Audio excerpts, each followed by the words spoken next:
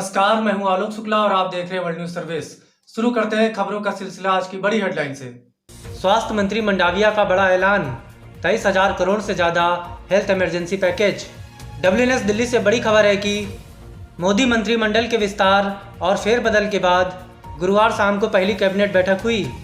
इस video conferencing के जरिए हुई बैठक में किसान, कोरोना आदि के मुद्दे पर अहम फैसले लिए गए, जिसमें कोरोना से लड़ाई के लिए स्वास्थ्य मंत्री मनसुख मंडाविया ने 23,123 करोड़ के इमरजेंसी हेल्थ पैकेज का ऐलान किया है। आज हेल्थ के संदर्भ में कैबिनेट में एक महत्वपूर्ण फैसला किया गया है। आप सब लोगों को पता है कि अप्रैल 2020 में पहला package emergency Covid response package के रूप में 15,000 करोड़ रुपीस का दिया गया था और ये पैकेज का अच्छी तरह से उपयोग भी हुआ और उसका रिजल्ट भी आया। सेकंड वेव्स में हमें जो दिक्कतें हमारे सामने आई, जो समस्याएं हमारे सामने आई, वो भविष्य में हमारे सामने इस स्थिति को हम भविष्य में कैसे निपटे, उसके लिए ये पैकेज 2 लाया गया है। पैकेज 2 में कुल मिला के 23,123 करोड़ रुपीस 23,000 करोड़ रुपीस का एक पैकेज है। ये पैकेज में कुल मिला के केंद्र सरकार और राज्य सरकार दोनों साथ में मिलके उसका इम्प्लीमेंटेशन करेंगे और ये पैसा स्टेट को दिया जाएगा। केंद्र सरकार की ओर से 15,000 करोड़ रुपीस दिया जाएगा और राज्य सरकार 8,000 करोड़ रुपीस निकालेगी। सभी के साथ, सभी स्टेट गवर्नमेंट के साथ कंसल्टेशन के आधार पर कौन सी व्यवस्था करने की आवश्यकता है। सेकंड वेव्स में हमने देखा कि देश में बेड आज के दिन में जो पीक पर पहुंचा था सेकंड वेव्स, तो क्या स्थिति थी, उसको देखते हुए क्या करना चाहिए। देश में भविष्य में ऑक्सीजन की क्राइसिस ना खड़ी हो, उसके लिए क्या करना चाहिए। सभी स्टेट के साथ विस्तार से कंसल्टेशन हुआ। क्रिटिकल मेडिसिन की कोई किल्लत ना हो, उसके लिए भी व्यवस्था भविष्य के लिए बनाने के लिए, और भविष्य में बच्चों में कोविड का फैलावा हो तो उसके सामने हम कैसी व्यवस्था करें। एक कुल मिला के ये सारे विषय को जोड़ के ये पैकेज बनाया गया है। मोदी की नई कैबिनेट में एक और बड़ा फैसला, 1 लाख करोड़ रुपए मंडियों के जरिए किसानों तक पहुंचेंगे। WNS दिल्ली से मिली रिपोर्ट के अनुसार मंत्रिमंडल में उलटफेर के बाद मोदी सरकार की गुरुवार को पहली कैबिनेट बैठक हुई, जिसमें किसानों को लेकर बड़े फैसले लिए गए हैं। कृषि मंत्री नरेंद्र सिंह तोमर ने कैबिनेट ब्रीफिंग के बारे में बताते हुए कहा कि किसानों को मंडियों के जरिए 1 लाख करोड़ रुपए पहुंचेगा। इसके अलावा तोमर ने बताया कि देश में नारियल की खेती बड़े स्तर पर होती है, इसलिए सरकार ने नारियल विकास बोर्ड बनाने का फैसला किया है। नारियल विकास बोर्ड में CEO की नियुक्ति होगी।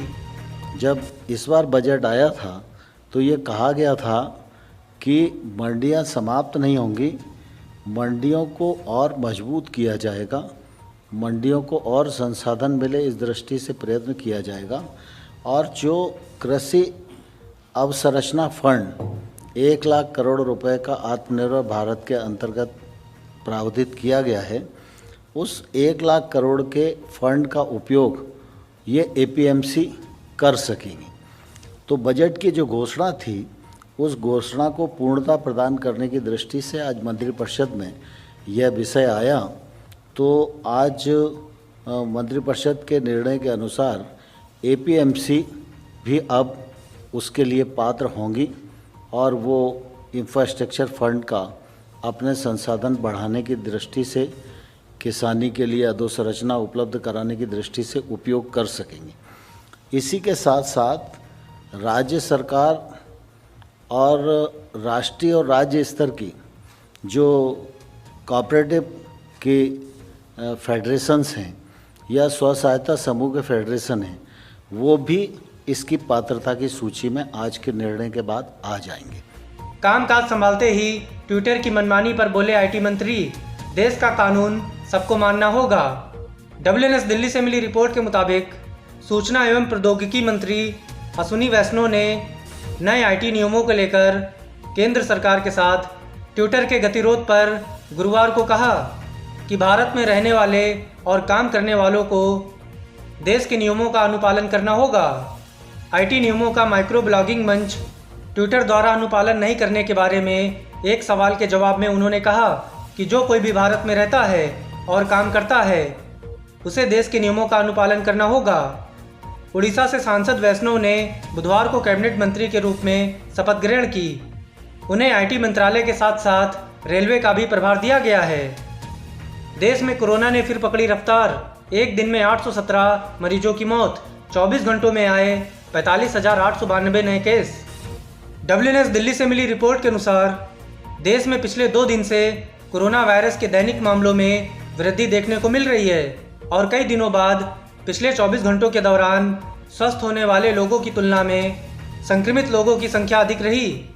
इसी बीच बुधवार को 33,81,671 लोगों को कोरोना के टीके लगाए गए। देश में अब तक 36,48,47,549 लोगों का टीकाकरण किया जा चुका है।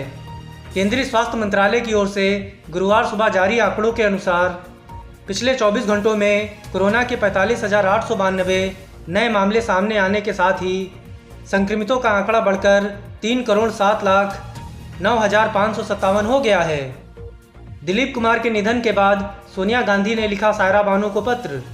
WNS दिल्ली से मिली रिपोर्ट के मुताबिक कांग्रेस अध्यक्ष सोनिया गांधी ने मशहूर अभिनेता दिलीप कुमार के निधन पर दुख जताते हुए बृहस्पतिवार को कहा कि वह आजीवन लीजेंड रहे और भविष्य में भी रहेंगे तथा उनके जाने से भारतीय सिनेमा के एक स्वर्णिम युग का अंत हो गया है। उनकी पत्नी सायरा बानो को लिखे पत्र में सोनिया ने कला एवं संस्कृति के क्षेत्र में दिलीप कुमार के योगदान को याद किया और कहा कि वह अपने पीछे एक बेशकीमती विरासत छोड़ गए हैं।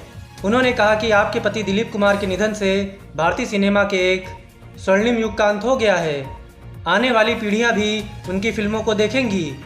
सोनिया ने दिलीप कुमार की कई मशहूर फिल्मों का उल्लेख किया और कहा कि उनके निधन से प्रशंसकों को गहरा दुख पहुंचा है। बता दें कि दिलीप कुमार का बुधवार को निधन हो गया था। वह 98 साल के थे। इसी के साथ आज की खबरों में बस यहीं तक। देश और दुनिया की तमाम खबरों से जुड़े रहने के लिए देखते रहिए वर्ल्ड न्यूज़ सर्विस। नमस्कार।